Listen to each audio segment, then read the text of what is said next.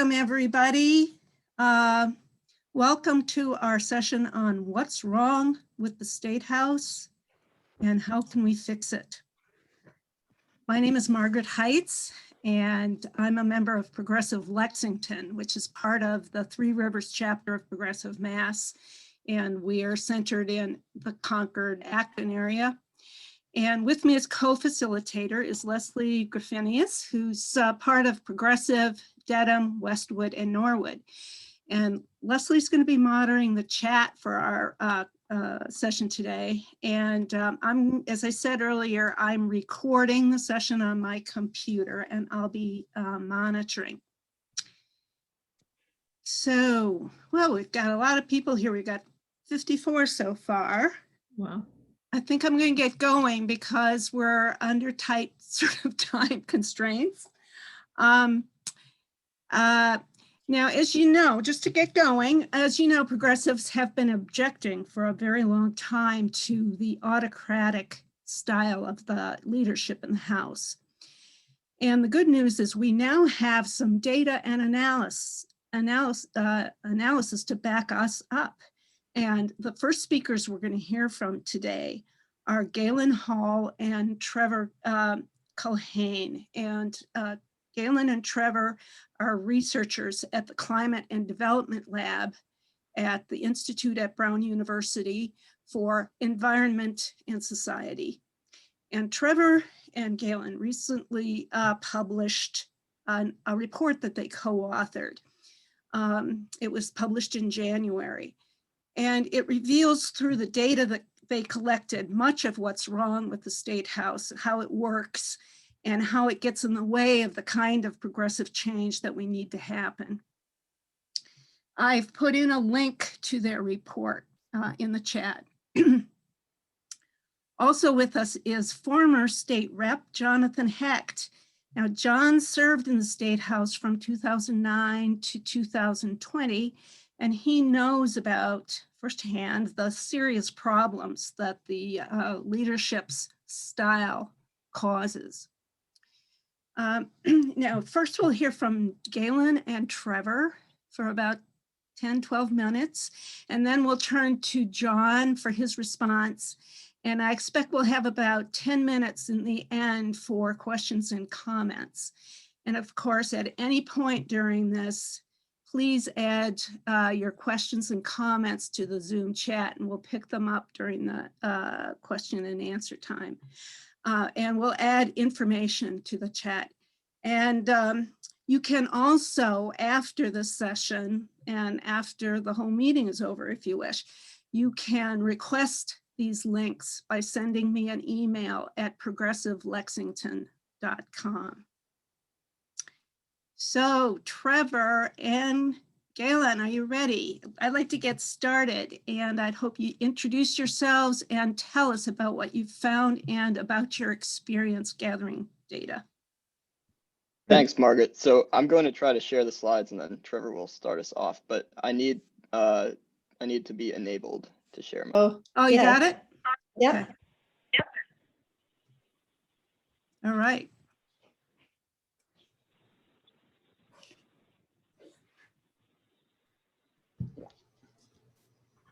Okay, you can see it, correct? Yep. Okay, well, take it away then. Okay, great. Great, so I'm Trevor Culhane. I'm a researcher in the Climate and Development Lab at Brown University. This is Galen.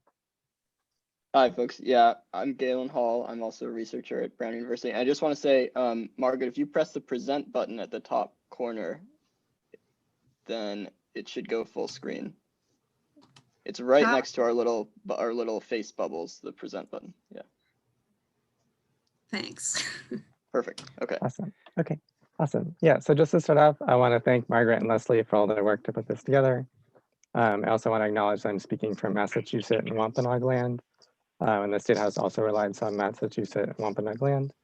So today we'll be talking about what's wrong with the Massachusetts State House. It's unfortunately a really big topic, and we don't have a ton of time. So we'll be speaking specifically about our experience looking at climate and clean energy legislation. And I hope that that story and that experience really illustrates some of the problems in the State House in general. So we can move to the next slide.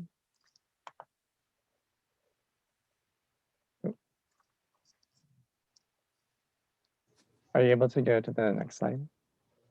Oh, it's for me, right? Yeah. Sorry. Awesome. Okay. So we recently published this report, Who's Delaying Climate Action Massachusetts, 12 Findings. It's really looking at trying to understand, we know that there's really strong support for climate action in the state, but kind of who is involved in delaying action and kind of what factors at the state house are delaying action. So we looked at testimony, we looked at lobbying data, we also conducted interviews, and then we published this report. So we can move to the next slide. So our first big question is trying to understand who testifies for and against climate legislation. This tells us a lot about really who the people in support are, who the people in opposition are, and also what the arguments that they're using are. And this can help us understand kind of who the major players are and who the barriers are. So we move to the next slide. So if we were in Connecticut, we could type in a bill number on their website, and we'd quickly be able to download all the written testimony they have available online. We'd also be able to look at transcripts provided by the state of oral testimony dating back to the 1980s. But we're in Massachusetts, so if we move to the next slide. In Massachusetts, this is the response that we got when we were looking for testimony. We don't need to provide this information to you. There's no public records law here. So this isn't to call out this particular staffer. I haven't put their name down, but to say in general, this is kind of the policy of the state on testimony and on a lot of different kinds of information, that it's private information. It's really up to their discretion whether or not they want to provide it to you. It's much more difficult than just going to the website and looking at the bill. So in Massachusetts, what we did, we went to the State House about a dozen times and requested testimony on a smaller set of bills. So we requested testimony on about 53 bills, and we were able to get about 600 pieces of testimony from 2013 to 2018. But just to say that this process was a lot harder, more time intensive than it would have been in a state like Connecticut where it's available online. So we can move to the next slide. So in looking at all this testimony, this is the results we got. So in green here is if a testifier supported an environmental group on a climate bill, and red is opposed and gray is neutral.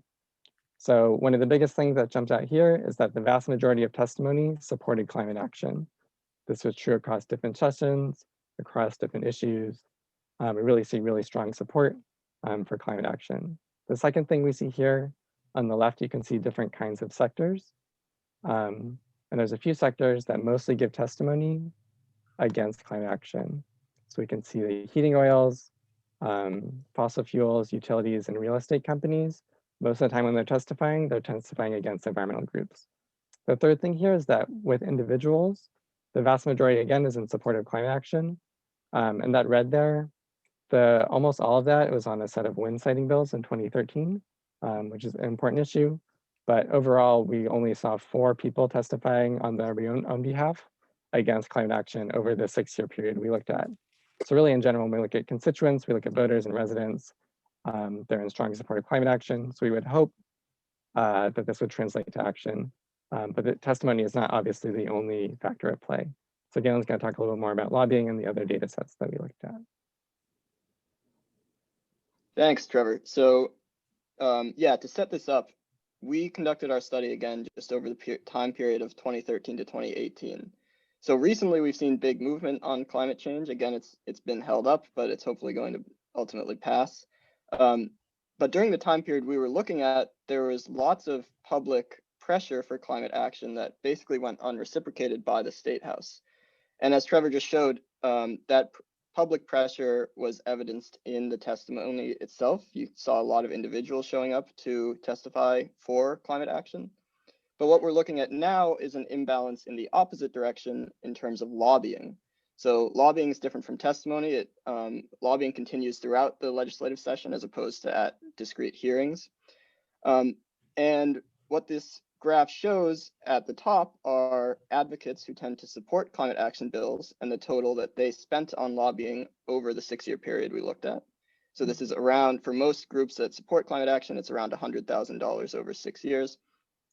And at the bottom in red are interest groups that tend to oppose climate action bills. So these are groups like the major utilities in the state, business associations, and power marketers, and so on. And the key takeaway here is that these top lobbyists are outspending environmental advocates by over 3.5 to 1. And in fact, if you remove Mass Municipal Association from the top, then that goes to 6 to 1. So there's just a massive imbalance in terms of the amount that advocates and opponents can spend on lobbying. And if we go to the next slide, we want to dig into this imbalance a little bit more and understand how it interacts with the structure of the State House. So again, our study is confined to kind of a small area of just climate policy, but we hope that by walking all of us through the analysis that we're about to show, we can sort of see some patterns that apply more generally. So we want to know who are the interest groups who are trying to influence climate policy.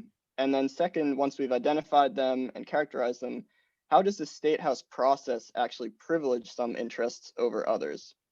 We can go to the next slide, and Margaret, I'm sorry, there's complicated like animations, so just click through each time I tell you and it will work out. Okay. Good. So what we start with are lobbying records. So Massachusetts actually requires lobbyists to disclose all the bills that they lobby on each session retroactively, and whether they supported or opposed them.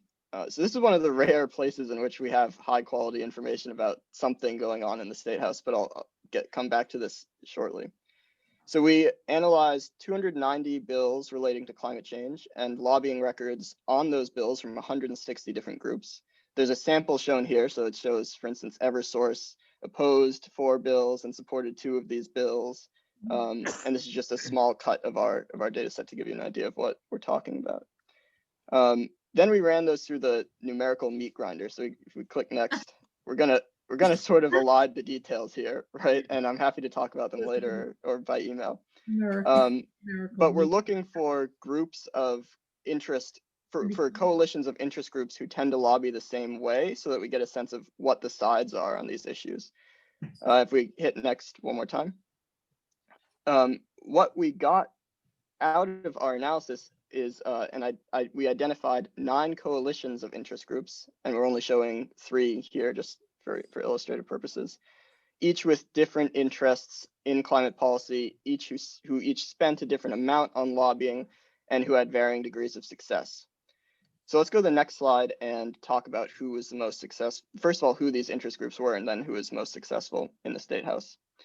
So again, we're not going to go into the details of the individual members of any of these coalitions. We're not going to get very much into details even of what they were lobbying on, because we're focusing more on transparency. But quickly, so there are 9 sort of groups of companies and advocates, right? These span from the utilities and conservation planning type groups, fossil fuel and chemical companies, real estate, auto, solar. You can read the rest. The one thing I'll mention is that Social Greens is a group that comprises both progressive advocacy groups like ourselves and then environment focused groups, so like Sierra Club, for instance. Now we want to see who is the most successful in the legislature. So we measure this by trying to estimate whose favored bills that they lobby for are more likely to move upwards through committees. So bills start out being introduced, and then there are a series of stages they go through. And we want to know whose are more likely to move onward. So if we click again, what we found is that the utilities are far and away the most successful. That means that the bills they favor tend to move onwards in the legislature, and the bills they oppose tend to die in committee, right? But let's move on now. We'll come back to that really shortly and go to the next slide. So we want to bring this back again to the question of transparency and the actual structure of the State House. And there are a couple things to note here. So we know already just from looking at those spending numbers that this is an unequal playing field, that some companies and actors have way more to spend on lobbying than others. We also can see now that that imbalance seems to favor some actors like the utilities, but we don't really understand yet how that works. Like where are bills being changed? Where do bills get killed, and where do they get modified to fit certain interests over others? So this last slide I'm going to show, and then we'll go back to Trevor, is going to dig into that. So this is a little complicated slide, but it's showing the flow of all the legislation that we studied. So if you start at just look at the left, there's the introduced bar. So we started out with 270 bills that were introduced, combining all the sessions we looked at. Now those bills get referred to joint committees. So one is the Telecommunications, Utilities, and Energy Committee, or a smaller number just get referred to various other committees. At those committees, a very small number of bills then progress onwards. So a lot are sort of filtered out, and then a smaller number, move onwards to higher level committees. So the next step is to either the House or the Senate Ways and Means Committee. If the bill is successful there, it gets referred to the other chambers Ways and Means Committee. And then finally, some go up for a floor vote and can be passed. So if you click through once, so what I'm trying to show here is that there are 4 key decision points in the legislature where loads of bills come in and only a few come out. So these are the joint committees, the Ways and Means committees, and then actual floor votes. Now let's look at which bills are actually passing these decision points. So if we click again, I'm going to color in this graph based on the utilities lobbying positions. So in this flow of bills, we're going to color the bills that utilities supported in green and the ones that they opposed in red. And then they do what's called neutral lobbying, so that will be blue, and then the rest will be gray that they didn't lobby on. So click one more time. And then I'm going to explain what we're seeing. So again, if we look at the left, a lot of bills are introduced and then referred to joint committees. If you just look at the colors there, there's a lot of red, which means that a lot of these early bills are opposed by utilities. And there's some blue and a small amount of green. So generally they're opposed to the bills that are introduced. But if you look later on to the bills that are going from joint committees to Ways and Means committees, or from Ways and Means committees to actual passage, you see a lot of green. And that means that utilities tend to favor the bills that actually pass through each of these sequential filters. The important thing to take away here before I hand it back to Trevor is just that there are 4 key decision steps here, the different committees. At each decision step, loads of bills are just getting culled. We don't know anything about what goes on in most of those decision steps. So for most cases, we don't know committee votes. We don't know anything about the negotiations that go on to change the bills, and so on. And John, I'm sure, will say much more about that.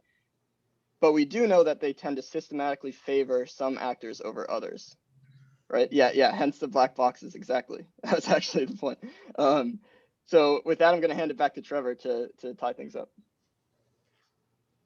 Great. Yeah, so we can move to the next slide. So I know we're running a little short on time, so just to sum this up, I think are 3 big things that we've kind of shown, right? One is the unequal playing field between individuals supporting or opposing bills, and what actually happens when we compare it to, right, like input, like calling your legislator versus lobbying spending. The second big thing is transparency. We often don't know how legislators are voting. They often don't record the information or make the information public. Testimony is really hard to get and is at their discretion. And the lobbying data does have some useful things, but there's also some limitations about what they're telling us, particularly with who lobbyists are actually meeting with. And then the third big thing is that through all these steps, the process is really tightly controlled by leadership. So leadership is choosing who's on each of those committees, right, that Galen showed with the decision points. And leadership often is really directing what moves forward and what doesn't the whole time. So it makes it hard for individuals or even individual legislators to really influence what happens. So with that, we can just move to the next slide. So this is, again, is our report. I think the link will be shared in the chat, and happy to talk more and answer any questions. So thank you. Okay. Thank you very much. That is very revealing. Very, very revealing.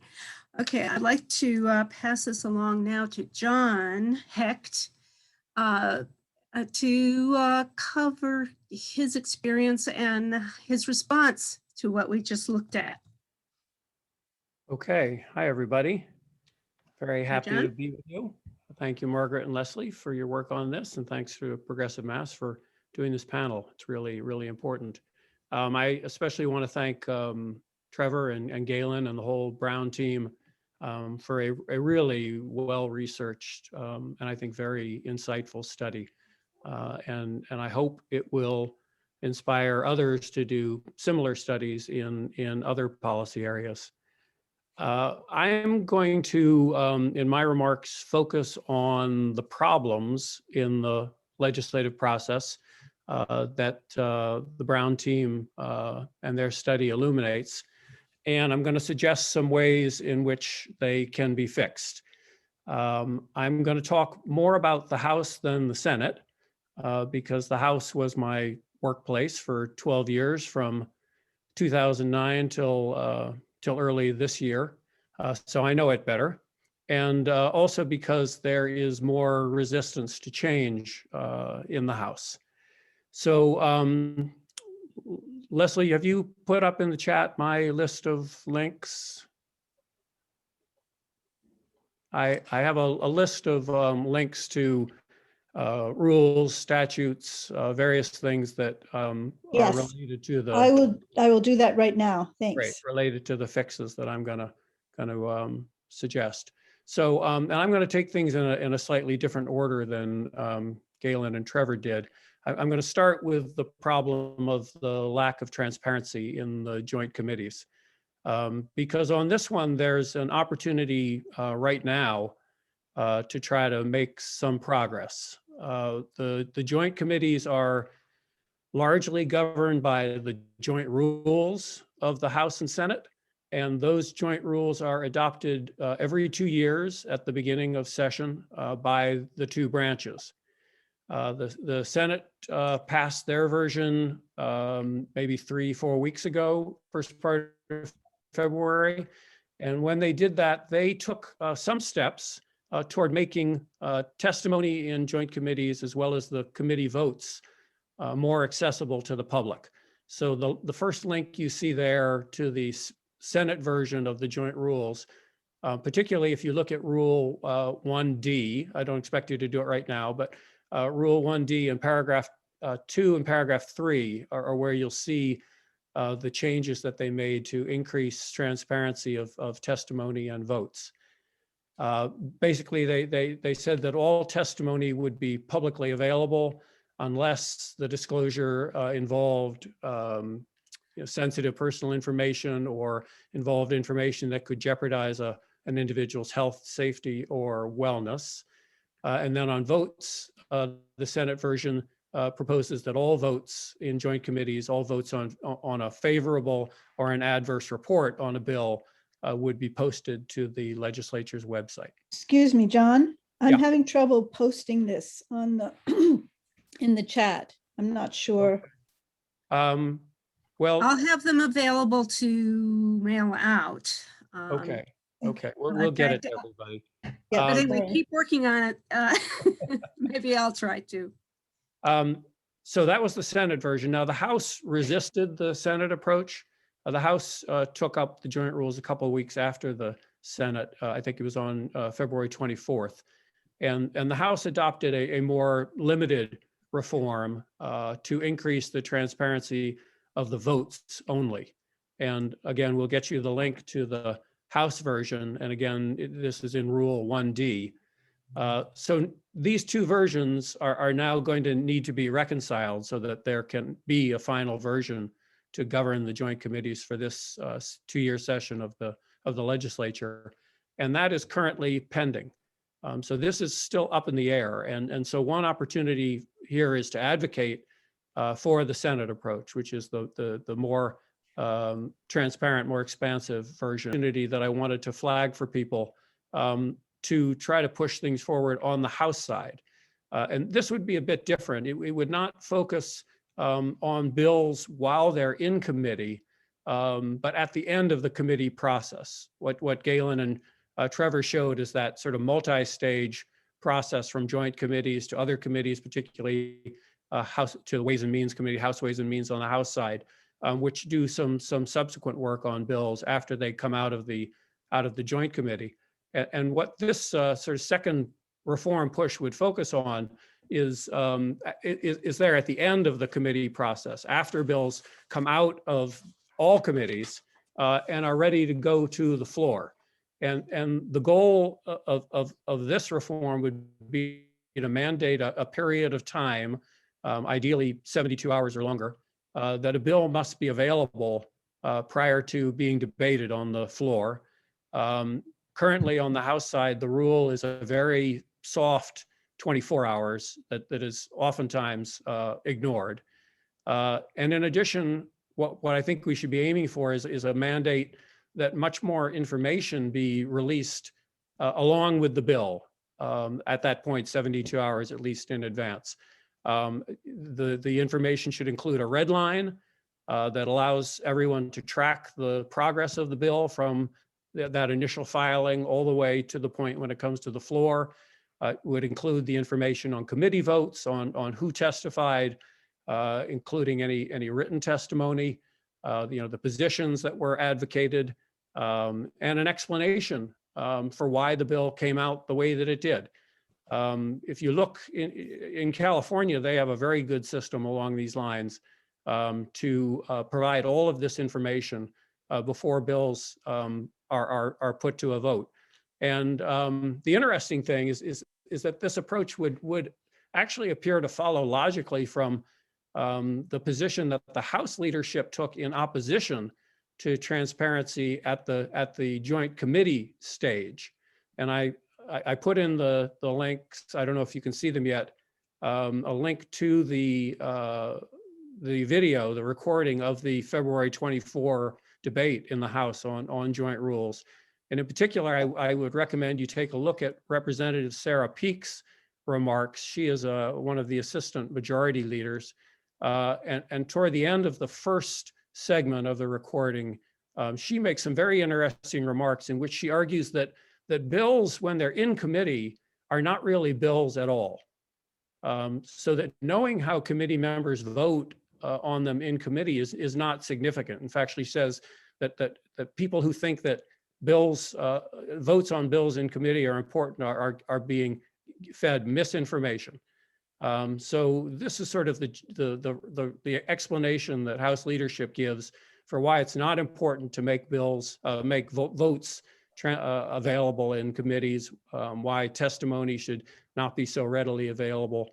The argument is that the committees are an incubator, and it's important to keep flexibility, to test ideas, to try out positions, et cetera, in the committee stage, with people not being locked in or viewed as having voted on a bill. And that bills are only really bills when they come to the floor after all of that committee work. So if you accept that point of view, it's then consistent to say at the point when the bill is coming to the floor, when it's a quote unquote real bill, that then information should be made available about what has contributed to its final shape. And there should be time allowed to digest and act on that information. And the way to accomplish that specifically would be to reform House Rule 33A. And again, in the links, this is to the House rules as opposed to the joint rules. And Rule 33A is what governs the timing of when and in what form bills come to the floor. Now, in a normal 2-year session, the House rules would be adopted very early in January or February. This year, they have been put off. The vote on that has been put off pending a study that the House Rules Committee is doing of a number of issues. And the House Rules Committee is not expected to come back with its recommendations until July.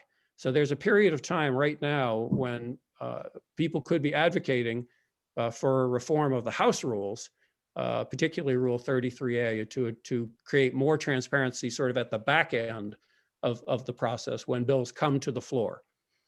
So those are my 2 recommendations on the committee transparency issues. I want to turn now to a second problem that Trevor and Galen pointed out, which has to do with the tight leadership control of committees and of the legislative process as a whole. Again, I'm going to focus mainly on the House. The changes that I just described, the rules changes I just described, would themselves actually affect leadership's control by making it by making more information available, by making more time available to utilize that additional information. And I think that's why House leadership is resisting rules changes, because the committee process is opaque precisely because it facilitates leadership control. They like to, again, refer to it as flexibility, but I think that's the reason why these changes to committee transparency have been resisted. A greater transparency in committees would give members more opportunity, more incentive to be active participants. More time and information before a vote on the floor would empower members to cast more informed votes. And in both of those instances, in both the committee stage and when bills come to the floor, more information, more time would give the public more opportunity to learn, to engage, to advocate. But to increase autonomy of rank and file members, you also have to look outside the rules to address leadership control of other key aspects of members' effectiveness. And one thing I want to draw your attention to in particular, a significant source of leadership leverage is pay. And again, in the links, you'll see a link that's entitled Additional Regular Compensation for Certain Members. This is Chapter 3, Section 9B of the Mass General Laws. And what you see in here is the result of an expansion over time in the pay that House members can get from stipends for positions that are assigned in the sole discretion of the Speaker. And at this point, that is 92 of the House Democrats, the majority party, have stipended positions that are assigned to them in the discretion of the Speaker. And the smallest of these stipends for a vice chairmanship boosts pay for a House member by about 8 or 9%. And then there are 6 more rungs on the stipend ladder that offer boosts of about 25% for a minor chairmanship, 50% for a major chairmanship, and so on up to about 80 or even over 100% of base pay for top positions like the President Pro Tem and Majority Leader and the Ways and Means Chair. What's interesting is that this hierarchy of stipends, not only is there involved in this a significant opportunity to increase one's income, but the hierarchy gives people an incentive to stay the course with leadership in the hope that they'll move up these rungs to higher and higher levels of stipends. And another very important thing to bear in mind is that this increased pay also figures into pensions.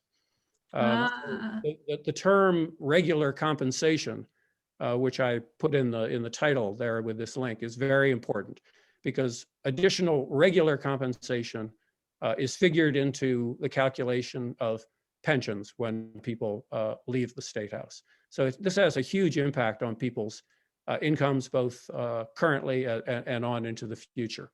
And this is an area where Massachusetts is, like others areas, unfortunately, a significant outlier. In Congress, in Washington, the only people who get additional pay are the Speaker and I believe the majority and minority leaders. No committee chairs receive any extra pay. In the Senate here in Massachusetts, there's also a much more egalitarian pay structure, not entirely, but much more egalitarian. There's much more, this hierarchical structure is really unique to Massachusetts, in particular to the Massachusetts House. Now, I'm a little bit worried about time. Yeah, we have less than 5 minutes, John. I just want to let you know. Well, I also wanted to talk a little bit about lobbyist disclosure, and I did put in the links, a link to an example in New York where lobbyists report their lobbying activities much more frequently, every other month, as opposed to in Massachusetts where it's twice a year. And also they report specifically who it is that they lobby. what committee chair, what other person in the Assembly or the Senate in New York they are lobbying directly. And that's something, again, where I think Massachusetts needs reform that would significantly increase public disclosure about when and who lobbyists are seeking to have impact. So I could talk about that more offline, but I did also want to put that on the list as a way to address the third problem that Trevor and Galen saw in their study. So I'll stop Thank there. Okay, thank you, John, so much. And I'm sorry that we're hurried along. I do want to say that there may be some problems in the links as they're posted. We did get them into the chat, but I saw some comments that they weren't all working, and I tested them before and they did work, so I'm not sure. Please email me if you are interested in getting the set of links to everything, to the report and to John's documents. Send a request to progressivelexington@gmail.com. We're going to get thrown out pretty soon, but thank you so much. There were, I think we might have a chance for one question. Let's Someone see. asked, what happens when a bill goes to study? Bill Okerman asked John, what happens to a bill when it's sent to a study? When a bill gets sent to study, it's dead. And this is an area where there's really very little transparency. Even the Senate proposal for making votes available on the website would not cover study orders. So this is a huge problem because many of the most important bills that have had, on the face of it, wide support in the legislature in recent years, but have not advanced because of study orders. And there's no explanation given in addition to why a bill is not advanced, why it is sent to study. So there, again, we have a huge need both for information about the votes as well as an explanation for why a bill is not advancing. Okay, thank you so much. Is This was that, really- John, is that the same as third reading? No, third reading is an extra step that every bill goes through nominally in order to make sure that it's correctly drafted, doesn't conflict with other laws, doesn't conflict with the Constitution. But it can also serve as another place to bury a bill, or at least hold it for a while till leadership decides what it wants to do with it. Okay, I see a hand raised by Lee Ferris. Yeah, I asked in the chat. First of all, the New York disclosure that he showed is great, and I would love us to have something like that. And I'm wondering, is that a constitutional amendment to do that? Is it a rules thing only? And yeah, I'll just stop there since we're short of time.